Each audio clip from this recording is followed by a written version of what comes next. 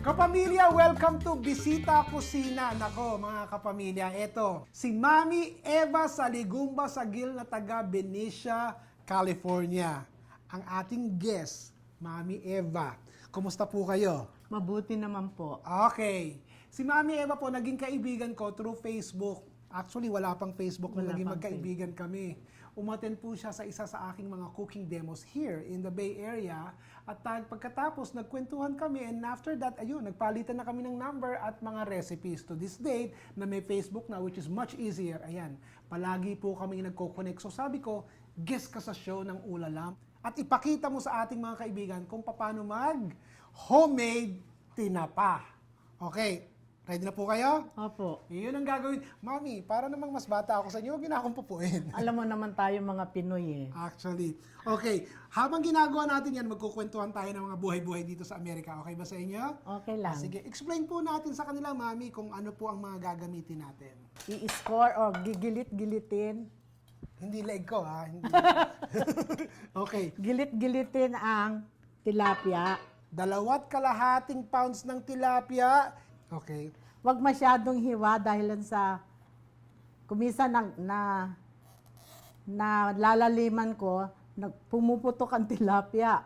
Ah, okay. So, konti lang. Konti lang para pag aasnan mo, masisipsipin ang alat. Ang asin, Aasnan mo muna. Sige. doon sa loob muna. Okay. Pagkatapos dito sa gilit-gilit, konti lang. Mga 1 hour na nababad sa asin. Okay. Parang close na close kayo nung isda talagang hinawa. Okay, gagawin ko po. Lagyan ko muna ng plastic wrap. Pagkatapos, si Mami ipapaliwanag sa inyo yata yung susunod na step. Ang toyo ay ibuhos sa isang bowl. Pagkatapos po, Nilagay ko ang lemon juice. Pagkatapos hickory smoke. ano po ba yung hickory smoke na sinasabi nyo? Kala ko talaga yung smoke, hindi pala, tubig pala. Liquid.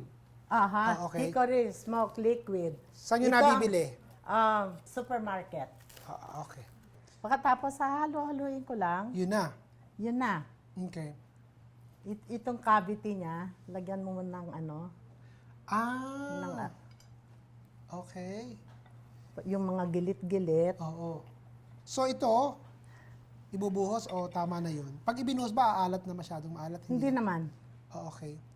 So, Kasi kaya nga low sodium ang ginamit ko eh. para maging marami kayong ilagay. So, ibubuhos. Ibubuhos. Okay. Nasundan nyo ba mga kapamilya? After nilagay namin yung 1 cup na achuete oil, naglagay po kami ng 2 tablespoons ng hickory liquid smoke. Hickory liquid smoke. Paalala lang po, you don't wanna overuse the liquid smoke kasi baka ang tinapa nyo maglasang gamot. Tinapang lasang gamot, isasawsaw sa kamatis at sibuyas, parang hindi maganda lasa nun, no? Hindi. Okay. Alright. Pwede nyo itong lagyan ng plastic wrap and then how long are we gonna marinate this for, Mami? Overnight or 2 days. Meron na po kami na i-marinate ito. How long did you marinate this for, Mami? Overnight lang. Bakit? Pag ba tumagal, ang pag-marinate, nagiging very strong ang lasa o hindi naman? Mas malalasahan mo yung smoke flavor. Napakadali naman pala. You just combine all the ingredients, ima-marinate, tapos na. Alright. Ano po ang susunod na process dito? Dry it with paper towel. Kailangan natin to. Mukhang kanina nyo pa tinitignan. Ayan, lagay na natin yan sa harapan. I-spray lang ng Olive oil.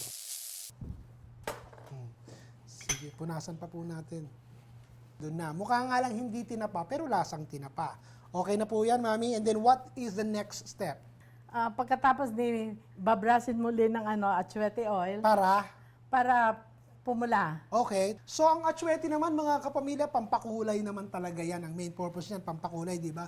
375 degrees Fahrenheit, mga kapamilya. For the first 15 minutes, we will bake it. And then we will turn it over and bake it for another 15 minutes. Yes. So, 30 minutes lang natin i-bake. Yes. Alright, so, yun po. Pagkatapos, na. Okay. Makakain na. Mami, wash your hands and I'm gonna put this in the oven. Okay po ba?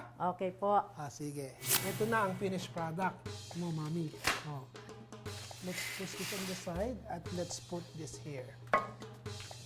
Habang piniplate ko to, sabihin nga natin sa kanila, bukod po sa atsara, ano po ba po pwedeng nga natin i-pickle?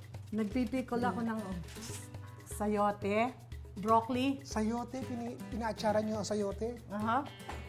Okay, look how beautiful this tinapa is. Mga kapamilya, kung wala naman kayong mga tindahan na mapupuntahan around your area, especially yung mga kapamilya natin dyan sa Midwest na wala namang tinapa, now you know how easy it is to make tinapa at home. Mami, thank you ha. Walang anuman. Sa uulitin. Oo, ikaw pa. At mga kapamilya, ito po ang Bisita Kusina dito sa Ula Lamang. See you again. Thank you, Mami. You're welcome.